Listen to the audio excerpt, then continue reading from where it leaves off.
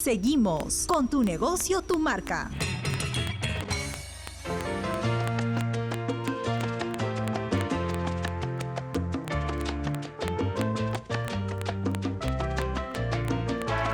Diez de la mañana con 34 minutos. Continuamos, estamos en Tu Negocio, Tu Marca por Capital Radio, Capital Televisión. Mi nombre es Roberto Altamirano, estaré acompañándote hasta las 11 de la mañana. A esta hora nos toca hablar del dolor de cabeza de todo emprendedor y todo empresario. Las obligaciones tributarias. Cuando hablamos de obligaciones tributarias, pues a varios se le ponen los pelos de punta. A varios. ¿Cómo hacer para cumplir con las obligaciones tributarias? ¿Cuáles son estas? ¿Estoy cumpliendo con lo que me corresponde pagar? ¿Me están obligando a pagar algo que no debo? En fin, para hablar de este interesante tema, como lo dije hace un rato, el dolor de cabeza del empresario desde más chico hasta el más grande, las obligaciones tributarias. Está con nosotros nuestro amigo Jorge Rodríguez Cueva, abogado tributarista, más conocido como el Doctor Impuestos. Él nos va a ayudar a ti, te va a ayudar, amigo emprendedor, amigo emprendedora, a resolver tus temas tributarios, tus problemas tributarios. Así que desde ya te invitamos a que nos llames al 212-5353, 212-5353 o al 0824-802. Las líneas telefónicas están a tu disposición. Doctor Impuestos, ¿cómo está usted? Bienvenido. Muchas gracias. Gracias, Roberto, por la invitación y aquí para resolver y absolver todas las dudas de nuestros oyentes y nuestros televidentes. Doctor, para empezar, la principal razón para ser informal es ahorrarse la plata para pagar impuestos, valgan verdades. Sí, ese es el primer efecto que consiste en vivir en la informalidad, pero la gente no ve los otros aspectos que sí son positivos al formalizarse. El primer aspecto es el aspecto financiero, que uno puede recurrir a las entidades financieras y obtener créditos. Ninguna entidad financiera, y te lo digo yo que he trabajado 7 años en el principal banco de este país, ninguna empresa te da créditos si es que no estás formalizada. Es decir, para pedirte y hacer un análisis de riesgo para darte un préstamo, te van a solicitar declaraciones juradas definitivamente. Podrían ser incluso los pagos del RUS, que ya vamos a hablar, podrían ser los pagos del PDT si eres también si estás en el régimen especial del impuesto a la renta o si estás en el régimen general. En cualquiera de estos donde tú te encuentres o donde tu empresa se encuentre, te lo va a solicitar el banco para otorgarte un préstamo. Y el segundo aspecto... Si no eres formal, no existes, así de sencillo. Es correcto. Si no eres formal, no existes. Es como tu DNI del capital. Del capital. Correcto. Exactamente. Sí. Y el otro aspecto positivo también es crecer. Si tú eres una empresa que no tienes RUC, que no tienes RUS, ninguna empresa grande va a comprarte o va a obtener tus servicios, porque para que esa empresa pueda deducir ese costo o gasto, necesita que tú le entregues un comprobante. Si tú no le entregas un comprobante, esta empresa no te va a comprar y va a preferir a otra persona o a otro negocio. Ok, doctor, ya tenemos llamadas telefónicas. Nuestro tocayo, Roberto, ¿cómo estás? Bienvenido. ¿Cómo está? Buenos días. ¿Qué tal, tocayo? Sí, aquí quería hacer una consulta. Por favor. Impuestos. Sí, te escucha. Sí. Doctor Impuestos, ¿cómo está? Muy buenos días. Buenos días. Sí, Roberto, tu consulta. Sí, mi consulta era lo siguiente.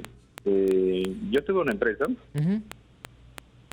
pero a la cual han pasado como 3 meses y no he podido darle de baja. ¿Y qué pasaría en esos casos? ¿Le quieres dar de baja a tu empresa? A una empresa sí que tenía. No le he podido dar de baja. Una pregunta, ¿tu empresa es una persona natural con negocio o es una SAC? Sí. ¿Es una SAC? IRL. Ah, ok. Ok, gracias. Okay. Gracias, tocayo, por tu consulta. Sí, no es necesario si es que tú no has tenido actividades que le des de baja a la empresa. Lo que sí lo puedes hacer, y lo puedes hacer inmediatamente, es suspender actividades vía la clave SOL. Puedes entrar desde cualquier computadora a tu clave SOL y allí hay una opción de suspensión de actividades. Cuando tú retomes tus actividades, puedes activar de nuevo tu RUC, pero hasta que tú no tengas ninguna operación, ese RUC se encuentra suspendido y tú no tienes obligación de presentar tus declaraciones juradas mensuales. Si es que no has suspendido y no se lo has comunicado a la SUNAT, estás ahorita incurriendo en multas por no presentación de declaraciones juradas mensuales. Porque mientras no le dé de baja a la empresa, él va a seguir como si estuviera en funcionamiento. Correcto, correcto. El tema de dar de baja sí es un tema mucho más complejo, pero yo le recomiendo que por ahora lo más pronto es que él pueda hacer una suspensión de actividades vía la clave Sol. Ok. Doctor, el tema de la formalización, actualmente, ¿cómo va la situación? ¿Se está promoviendo la formalización de las empresas, de los emprendedores? Por lo menos este gobierno ha señalado que va a dar mucho más alternativas. En verdad, nosotros en Doctor Impuestos tenemos una propuesta que hacer. Nosotros creemos que lo que existe en la legislación en la actualidad es muy bueno, como por ejemplo lo del RUS y lo del régimen especial del impuesto a la renta. Lo que pasa es que en estos regímenes hay muchas exclusiones. Excluyen muchísimas operaciones, muchísimas profesiones y muchísimos giros de negocio. Y eso es lo que está mal. Eso es lo que está mal y lo vamos a hablar más adelante cuando te comente cuáles son estas 3 regímenes que existen para los emprendedores. Por supuesto que sí. Hablábamos del tema de la formalización, ¿no? ¿Cómo está la situación? ¿Hay porcentajes? ¿Hay estadísticas? Se estima que de la población económicamente activa debe ser informal entre el 50 a 40% de toda la población económicamente activa. Es altísimo.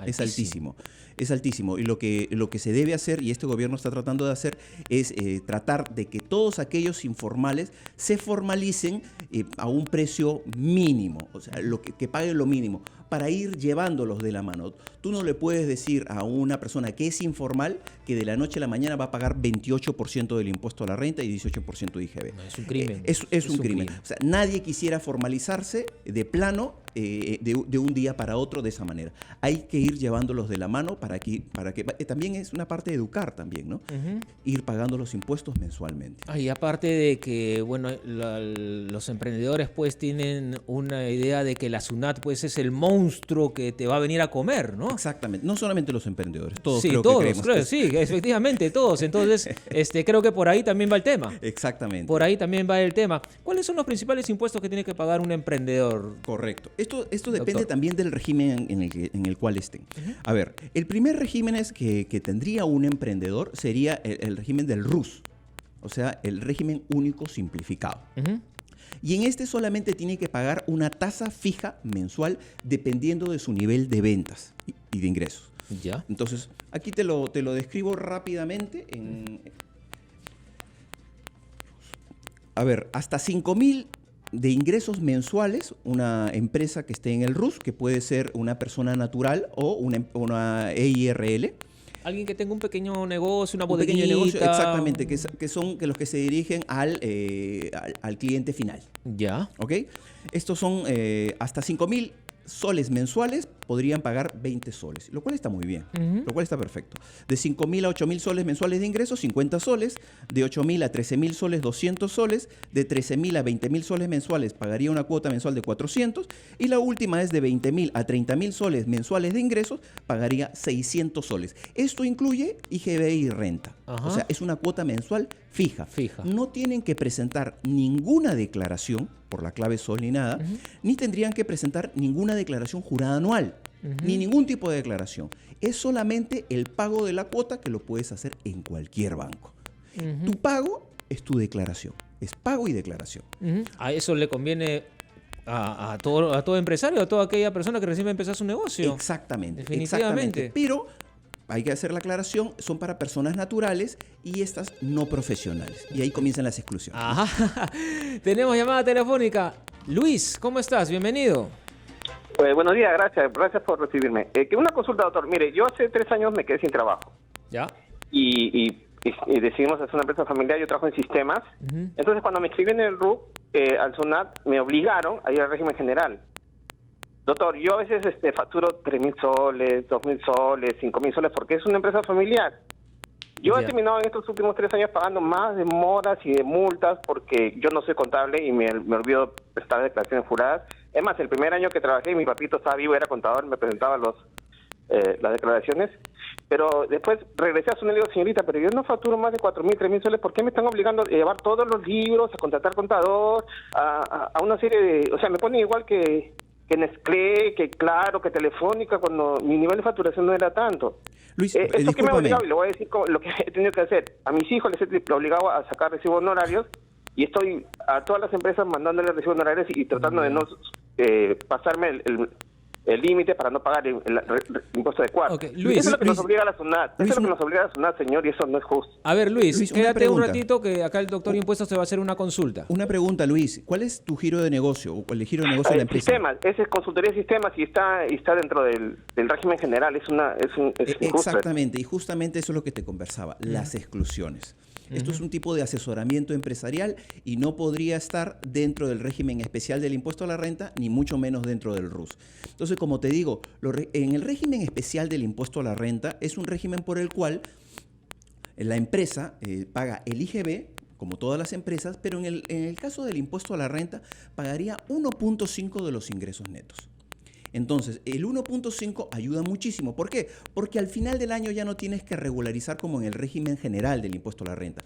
Pagas tu 1.5% de los ingresos, ojo, no de la ganancia, de los ingresos durante los 12 meses. Y no tienes la obligación de presentar tu declaración jurada anual del impuesto a la renta. Esto es un gran beneficio, pero las exclusiones son muchísimas, como por ejemplo el giro de negocio que tiene Luis. ¿Y qué cosa tiene que hacer? Porque por lo que ha explicado Luis, su negocio, bonito, todo bacán, sí, pero tiene un desorden por dentro tremendo. Sí, no es correcto que Luis emita recibos de honorarios porque no es la empresa la que presta el servicio. Ahora, si definitivamente esas personas que lo ayudan en el negocio emiten directamente y verdaderamente trabajan, o sea, verdaderamente realizan el servicio, sí estaría bien. Pero no es correcto que una empresa que preste el servicio, la otra persona natural u otra empresa emite ese recibo. ¿Y Luis cómo podría resolver su tema entonces? ¿Él tendría que hacer qué? Lo que él tiene que hacer, Luis, es un planeamiento tributario. ¿Qué quiere decir esto? Quiere decir cómo hacer más efectivo el pago del impuesto, porque verdaderamente el pago del impuesto es 28% para el 2016. Pero si Luis hace un verdadero planeamiento, acuérdense que es el 28% sobre la ganancia y ya no sobre los ingresos netos. Algunas veces hay empresas que no pertenecen al régimen especial del impuesto a la renta, que como he dicho paga 1.5% mensual, pero que al final del año paga menos con tasa de 28% que los que pagaron 1.5% mensual. Y eso es porque han hecho un buen planeamiento tributario. Hay empresas que, por ejemplo, tienen gastos y esos gastos no están representados en papeles. SUNAT te lo observa. O por último, no puedes pasar ese gasto. Por ejemplo, hay empresas que gastan muchísimo dinero en movilidad, pero toman taxi en la calle. Eso no puedes pasarlo como gasto. Claro. Entonces hay que hacer un verdadero planeamiento tributario, porque quizás a esas empresas más les convenga contratar a una empresa de taxi que le pueda facturar. Y ese planeamiento tributario presentarlo a SUNAT para que... Ese planeamiento tributario lo tendrían que ejecutar ellos mismos para hacer más efectivo el pago del impuesto. O sea, eso es lo que él tendría que hacer. No, bajo las leyes actuales, no, por el mejor asesor que tenga, no puede pasar de régimen general a régimen especial si la ley dice que ese giro de negocio no va. Porque si lo hace, va a entrar en una contingencia tributaria grandísima, ¿no? Bueno, ok, doctor, 10 de la mañana con 46, nos vamos a una pausa comercial y retornamos. Estamos en Tu Negocio, Tu Marca, por Capital Radio, Capital Televisión. Radio Capital, tu opinión importa. Seguimos con Tu Negocio, Tu Marca.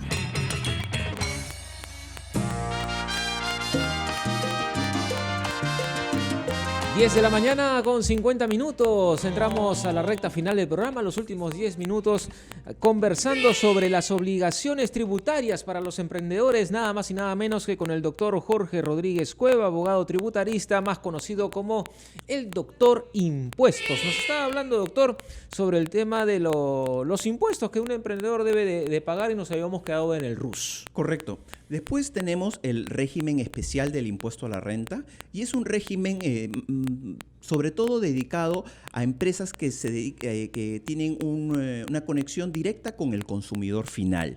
En estas empresas Por ejemplo, son empresas que tienen que tener determinadas características y requisitos. Por ejemplo, en ingresos y compras, señala la SUNAT como requisito, no pueden tener ingresos mayores o compras mayores a 525.000 soles anuales.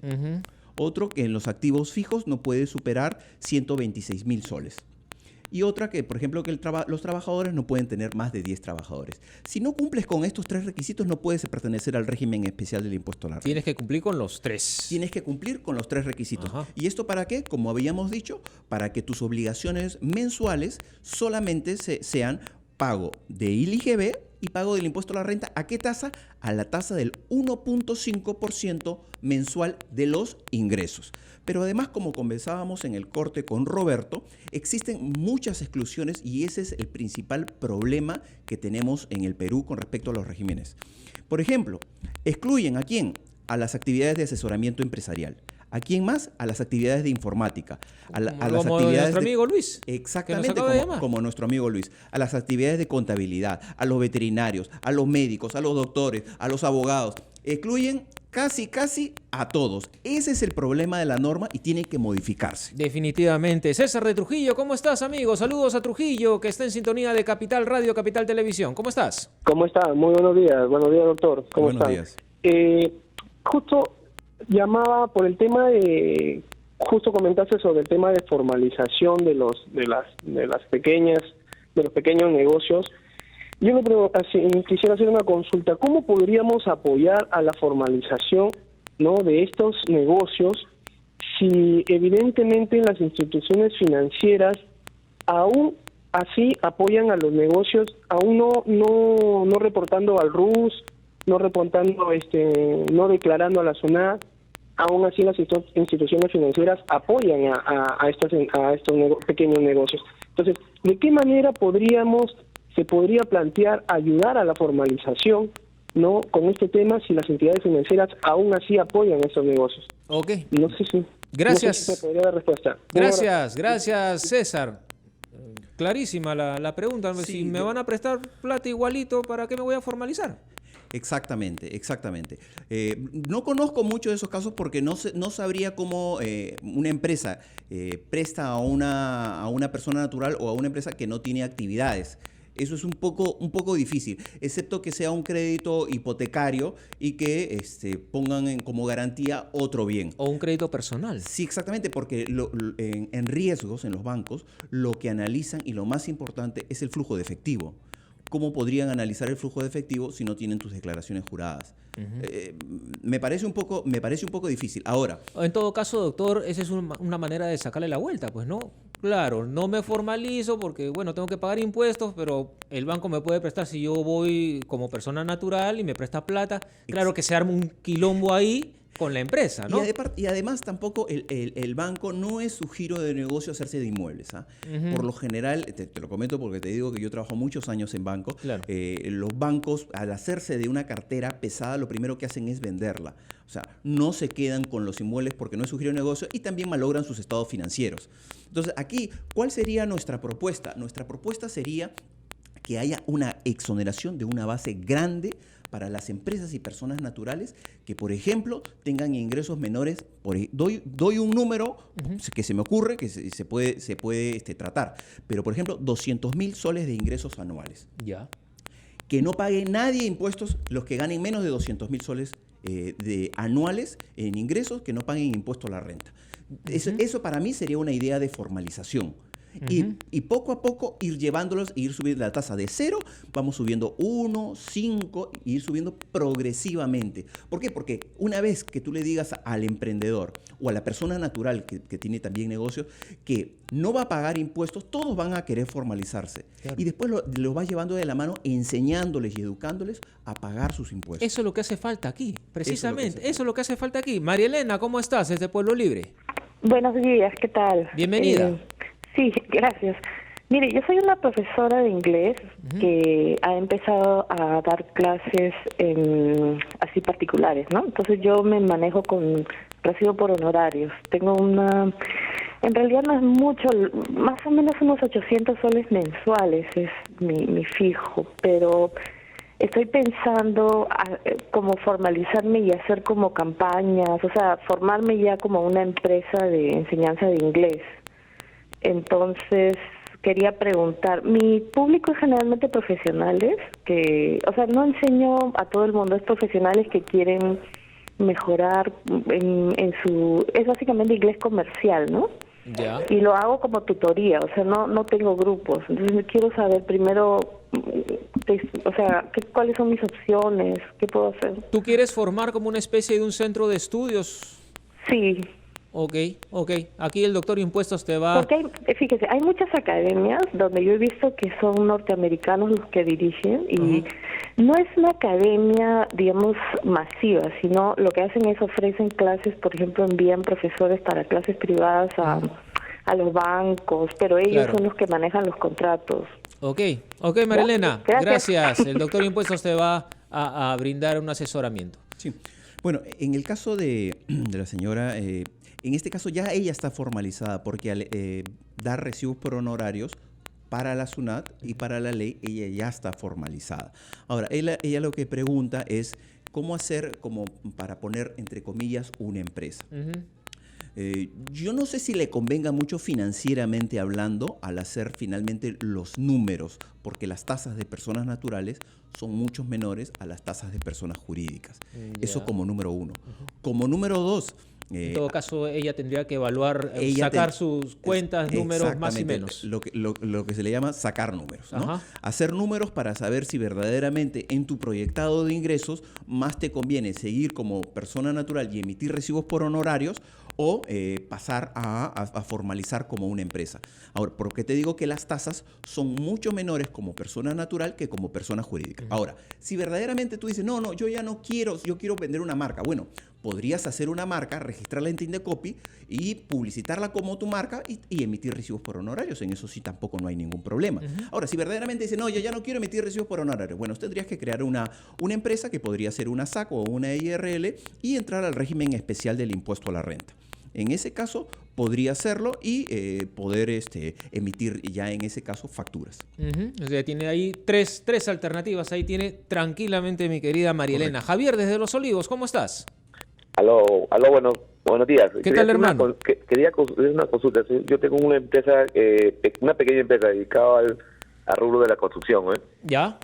Pasa que yo tuve una verificación en este año y pasa que el tema está que como yo tenía 2 carros al nombre de la empresa, pero el que me verificaba es me decía que no podía tener 2 carros, pero yo le digo, pero por necesidad sí puedo, porque tengo proyectos que estamos ejecutando, No, me hizo que... Me pidió que tenía que pagar una multa por haber declarado esos 2 carros. Me gustaría ver qué opinión tiene sobre ese tema, porque yo creo que fue injusto. Me tuve que pagar una multa, pude pagar de nuevo los impuestos de ese carro. Tuve que pagarlo de nuevo.